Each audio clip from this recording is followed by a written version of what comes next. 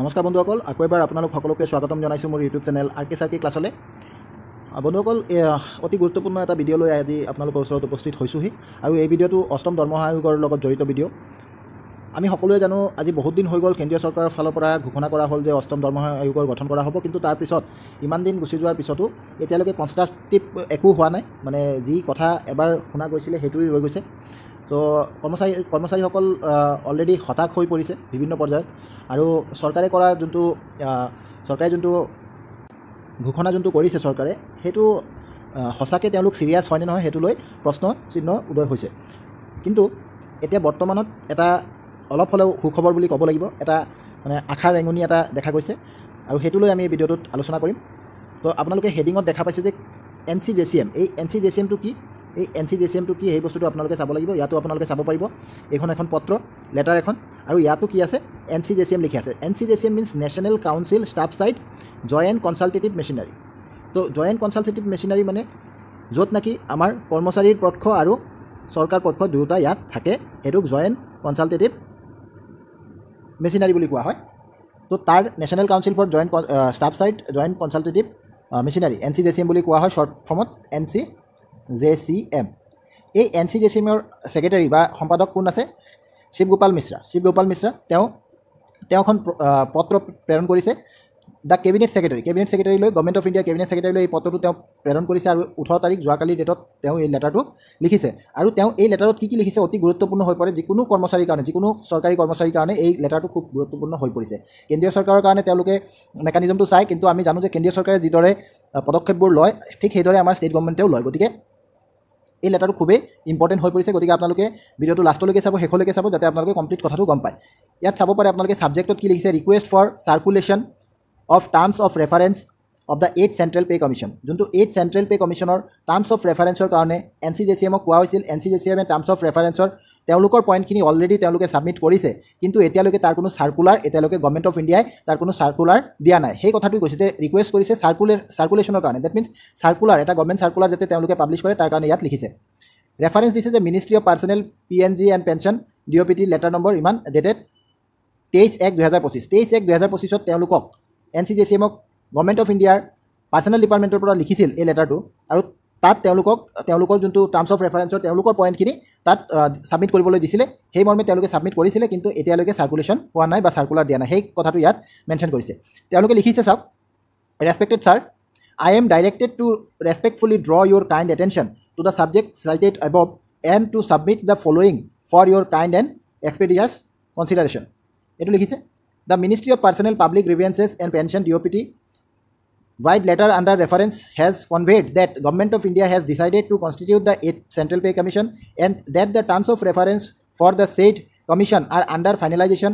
Accordingly, the views and suggestions of the staff side National Council and NCJCM were invited and have been duly submitted to the DOPT for consideration. এই কথাটো মই যোনটো ক'লোঁ সেইটোৱে যে government of ইণ্ডিয়াই ঘোষণা কৰিছিল যে তেওঁলোকে 8th চেণ্ট্ৰেল পে' কমিশ্যন গঠন কৰাৰ কাৰণে তেওঁলোকে ডিচিশ্যন লৈছে। আৰু তেওঁলোকে কি কৰিছিলে, ষ্টাফ ছাইডৰ পৰা নেশ্যনেল কাউন্সিল তেওঁলোকৰ পৰা টাৰ্মছ অফ ৰেফাৰেঞ্চৰ পইণ্টবিলাক তেওঁলোকে বিচাৰিছিলে, আৰু যোনটো নেকি তেওঁলোকে অলৰেডি ডিউলি ছাবমিটেড বুলি কৈছে, তাৰমানে তেওঁলোকে অলৰেডি ছাবমিট কৰিছিলে। এতিয়া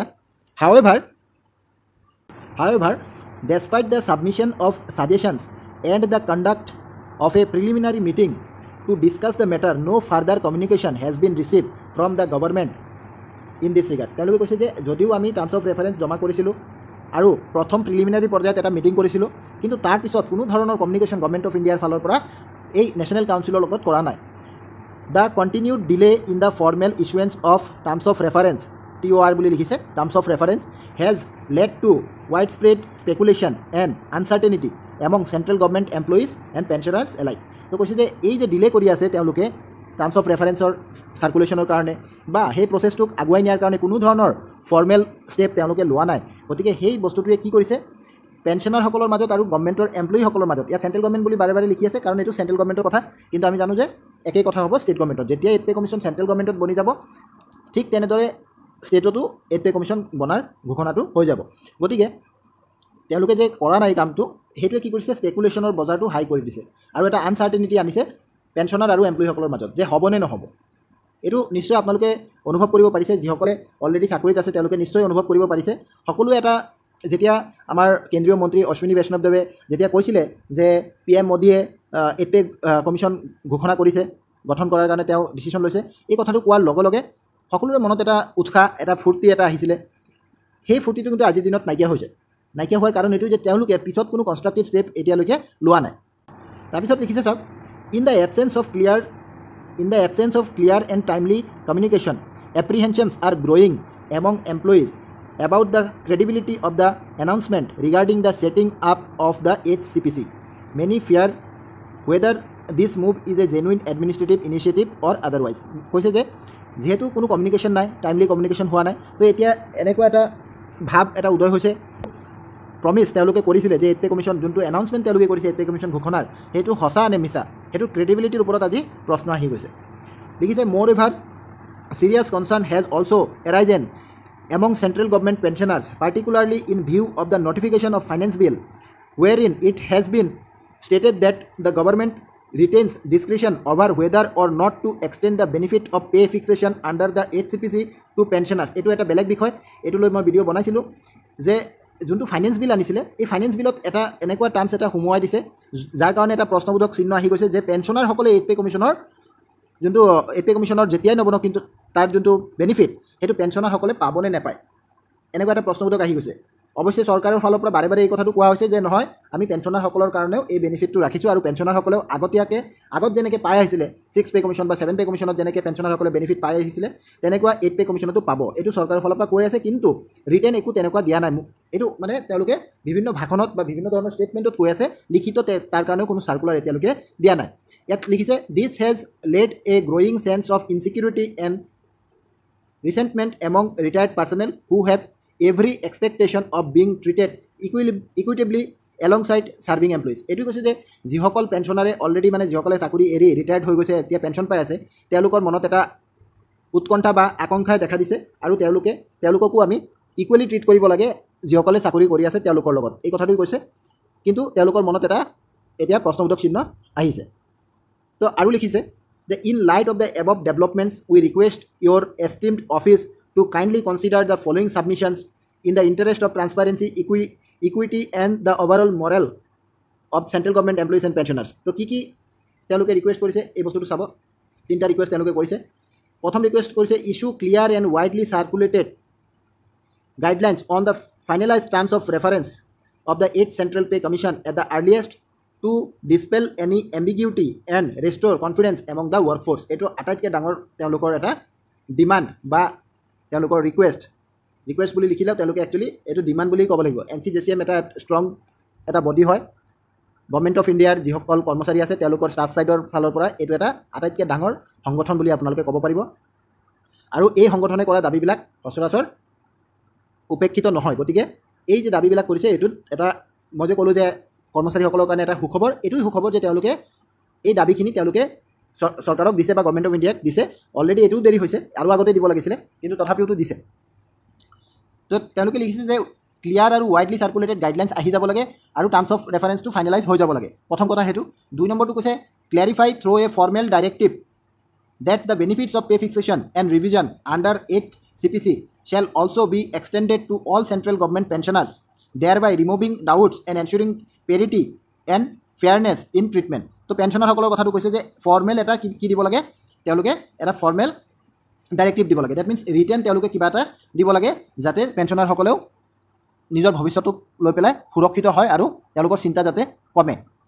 তেওঁলোকে চৰকাৰে বাৰে বাৰে কৈ আছে যে তেওঁলোকে পেঞ্চনাৰসকলৰ কাৰণে চিন্তা কৰিছে আৰু পেঞ্চনাৰসকলে যিদৰে আগত বেনিফিট পাইছিলে এতিয়াও পাব, কিন্তু ফৰ্মেল ডাইৰেক্টিভ নাই। এতিয়া ফৰ্মেল ডাইৰেক্টিভ এটা ইছ্যু কৰিবলৈ ইয়াত দাবী ৰখা হৈছে। 3 নম্বৰ কৈছে constitution of 8th Central Pay Commission Committee at the earliest. এই কথাটো কৈছে যে যিমান সোনকালে পৰা যায় 8 পে কমিশ্যনটো গঠন কৰিব লাগে। গঠন হ'ব বুলি কৈছে, হোৱা নাই। কমিশ্যন এটা গঠন হোৱাৰ পাছত সেই কমিশ্যনে ৰিপৰ্ট দিয়া আৰু তাৰপিছত সেই কমিশ্যনৰ ৰিপৰ্ট বলবৎ হোৱা, সেইটো এটা ডাঙৰ সময়, এটা দীঘলীয়া প্ৰচেছ। তো গতিকে যিমান দেৰি এতিয়া কৰি আছে গভৰ্ণমেণ্টে সিমানেই এইটো দেৰি হৈ যাব। এতিয়া গভৰ্ণমেণ্টৰ ষ্টেপ দেখি পেলাই এনেকুৱা লগা নাই যে 2026 চনৰ 1 জানুৱাৰীত আপোনালোকে এই 8 পে কমিশ্যনৰ বেনিফিট পাব। আপোনালোকে উইথ ইফেক্ট ফ্ৰম 1 জানুৱাৰী 2026 পাব, উইথ ইফেক্ট ফ্ৰম পাব, তেতিয়াৰ পৰা বলবৎ হ'ব। কিন্তু 2026তো যে সেই পইচাখিনি পাই যাব বা 8 পে কমিশ্যনৰ হিচাপে আপুনি পইচা পাব তেনেকুৱা নহয়। ইফেক্ট হ'ব, উইথ ইফেক্ট হ'ব, পিছত আপোনালোকে এৰিয়াৰ পাব। কিন্তু এনেকুৱা লগা নাই যে 26ত এই পইচাখিনি কৰ্মচাৰীসকলে পাব। যেনেকুৱা লাগিছে যে এইটো ৰিপৰ্ট দিয়া তাৰপিছত সেই ৰিপৰ্ট অনুযায়ী কাৰ্যকৰী হোৱা এইখিনি গোটেইখিনি হওঁতে 2027 পাই যাব যেন লাগিছে। কাৰণ কি এতিয়ালৈকে পে' কমিশ্যনটোৱে গঠন কৰিব পৰা নাই। ঠিক আছে, এইখিনিয়ে দাবী ৰাখিছে তেওঁলোকে। তাৰপিছত তেওঁলোকে লিখিছে we trust that your good office will recognize the urgency and sensitivity of the matter and will take a sympathetic and judicious view of the concerns raised. যিখিনি কনচাৰ্ণ ৰেজ কৰিছে এইখিনিৰ ওপৰত তেওঁলোকে চিন্তা কৰিব, এইটো আৰু প্ৰম্পট একশ্যন ল'ব, এইখিনি তেওঁলোকে লিখিছে। আৰু ইয়াত আপোনালোকে ছিগনেচাৰ চাব পাৰে, শিৱগোপাল মিশ্ৰা ছেক্ৰেটাৰী NCJCM-ৰ তেওঁ কি কৰিছে, চহী কৰিছে। আৰু এই কপিটো, এই লেটাৰৰ কপি কাক দিয়া হৈছে, secretary ministry of finance, secretary ministry of personnel, general secretaries all affiliated unions যিবিলাক আছে, যেনেকৈ মজদুৰ সংঘ আছে, এমপ্লয়িজ ইউনিয়ন আছে, তেওঁলোকক গোটেইখিনিক যেনেকুৱা তেওঁলোকক জনাবলৈ জেনেৰেল ছেক্ৰেটাৰীসকলক কপি দিয়া হৈছে। গতিকে মই ভাবোঁ যে এই যে এটা ষ্টেপ লৈছে NCJCM-এ, এই ষ্টেপে চৰকাৰৰ ওপৰত এতিয়া এটা হেঁচা প্ৰয়োগ কৰিব।